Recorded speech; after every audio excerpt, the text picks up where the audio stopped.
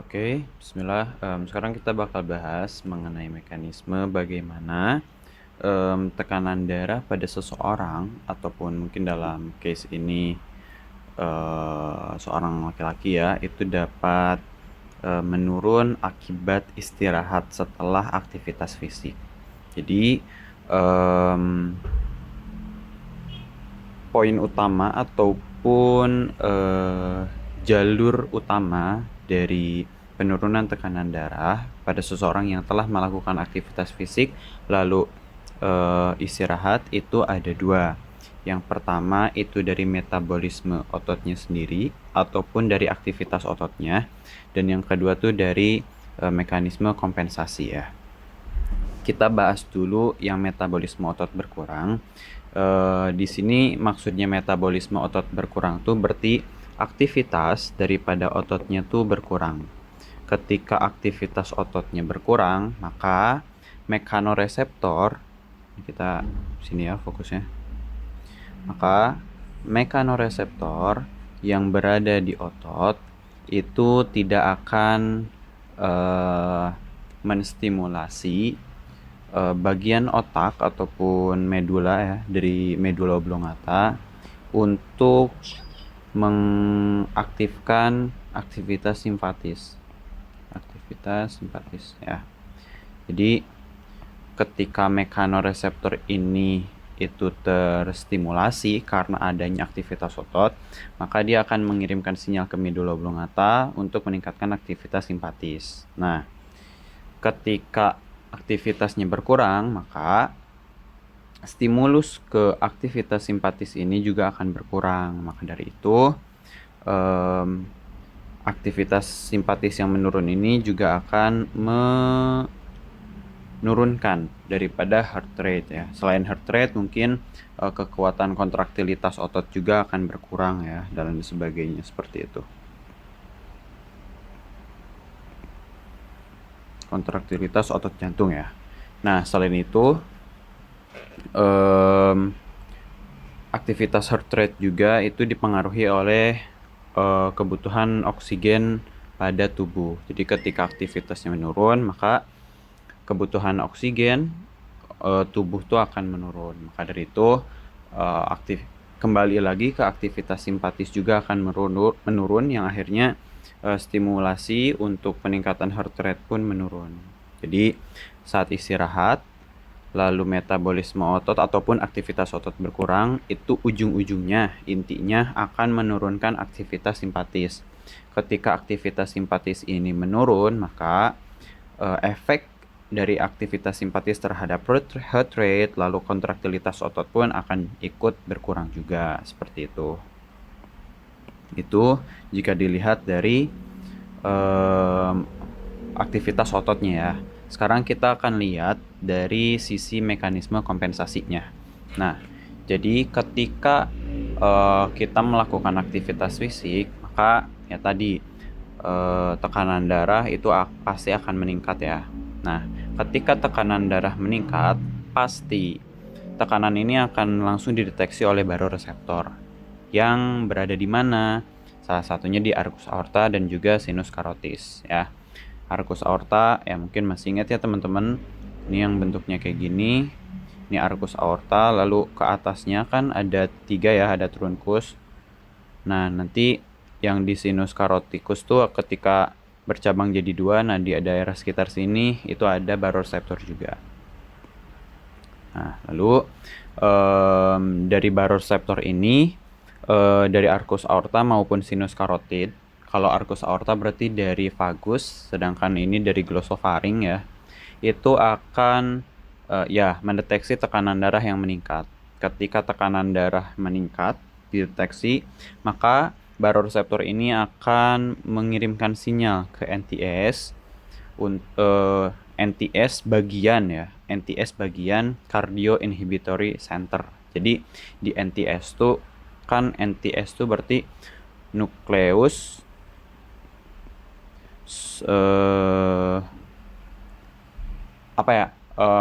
gue lupa lagi, nukleus bla bla bla, nukleus tractus solitarius atau apalah. Nanti NTS ini kan dia kelompok dari sel neuron ya. Jadi di NTS ini ada bagian-bagian yang bisa menginhibisi apa, terus menstimulasi apa. Nah, dia khususnya NTS-nya tuh ke neuron-neuron inhibisi dari kardio. Yang posisinya ada di mana? Ya posisinya jelas ada di medula oblongata. Nah, ketika neuron NTS pada cardio inhibitory center-nya ini aktif, maka dia akan menyebabkan peningkatan sistem saraf simpatis dan penurunan sistem saraf peningkatan sistem saraf parasimpatis dan penurunan sistem saraf simpatis. Ya, yang dimana kalau sistem saraf simpatis ini menurun, maka stimulasi terhadap heart rate, lalu kontraktilitas otot, dan juga hal-hal lain lah yang disebabkan oleh saraf simpatis, maka tidak akan distimulasi. Lalu kebalikannya, ketika sistem saraf parasimpatis ini meningkat, maka akan terjadi banyak sekali pengeluaran asetilholin ya. Karena parasimpatis itu ujung-ujungnya menghasilkan asetilholin ya. Kalau simpatis itu dia akan menghasilkan Na. Nah, nanti ketika asetilholin ini banyak lalu berikatan dengan reseptor cholinergic muscarinik yang ada di mana? Yang ada di S-anode ya. Kalau di sini kita fokusnya yang ada di S-anode. Jadi S-anode itu punya reseptor cholinergic muscarinik, di mana ketika reseptor cholinergic muscarinik ini berkaitan dengan asetilholin yang dikeluarkan oleh neuron-neuron sistem saraf parasimpatis, maka dia akan meningkatkan permeabilitas membran sel S-anode terhadap kalium ya, terhadap K+. Nah, seperti yang kita tahu bahwasanya K+ sendiri itu memiliki peran dalam proses repolarisasi ya, dalam proses repolarisasi. Maka ketika K+-nya ini bertambah banyak, maka proseskan ini udah misalkan ini ya. Ini resting threshold. Ini resting membrane. Nah, ketika misalkan udah naik nih, kan K+ terbuka, maka dia akan terjadi repolarisasi yang seharusnya misalkan kalau normalnya si ion K-nya tuh channel ion K terbuka tuh kalau normalnya dia bakal mengembalikan ke elektronegatifan selnya hanya sampai sini lalu naik lagi. Nah, ketika permeabilitas ataupun makin banyak channel ion K yang terbuka, maka kasusnya akan berbeda. Maka dia akan menyebabkan hiperpolarisasi di sini ya. Jadi yang awalnya cuman sampai sini nih, bisa aja tuh kalau dia channel ion K plus yang terbukanya makin banyak, dia bakal overlapping sini dan terjadi yang namanya ini fase hiperpolarisasi. Nah, pada saat hiperpolarisasi ini terjadi, maka heart rate jelas akan menurun ya. Karena kenapa? Jadi makin dalam dia turun, maka dia naik pun akan makin lama lagi ya. Nah, maka heart rate-nya nurun. Stroke volume-nya nurun itu pasti ya, karena kekuatan kontraktilitasnya juga akan berkurang. Lalu di arteri dan vena ini akan terjadi vasodilatasi. Jadi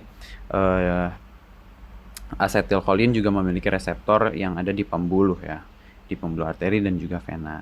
Maka ketika arteri dan vena ini mengalami vasodilatasi, total peripheral resistance atau resistensi perifer totalnya akan menurun. Nah, ketika 3 trias ya, trias tekanan darah ini semuanya menurun, maka pasti tekanan darah pun akan ikut menurun. Seperti itu.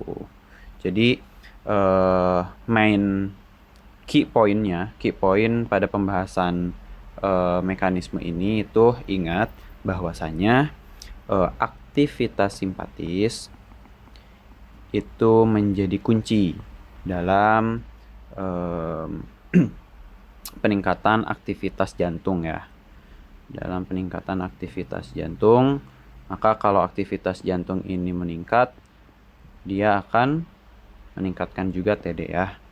Nah, kebalikannya juga ketika aktivitas simpatisnya ini diinhibisi misalkan ya, diinhibisi hilang, maka aktivitas jantung hilang, TD pun akan ikutan menurun. Nah, pasti sesuai dengan kaidah fisiologis ya. Ketika simpatis itu naik, parasimpatis turun. Ketika simpatisnya turun, maka parasimpatisnya naik. Jadi kayak gitu. Akan selalu ada keseimbangan dalam sistem saraf kita.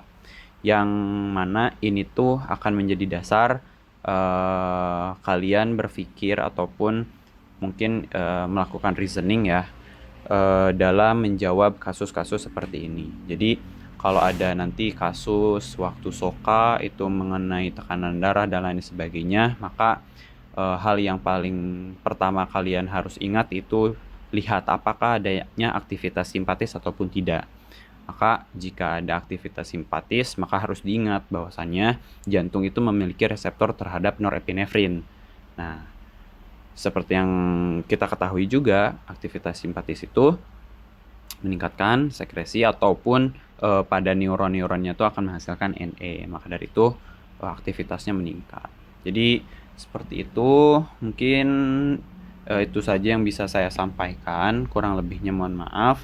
Kalau ada yang masih dibingungin, mungkin bisa nanti kita diskusi lebih lanjut. Oke, terima kasih. Wassalamualaikum warahmatullahi wabarakatuh.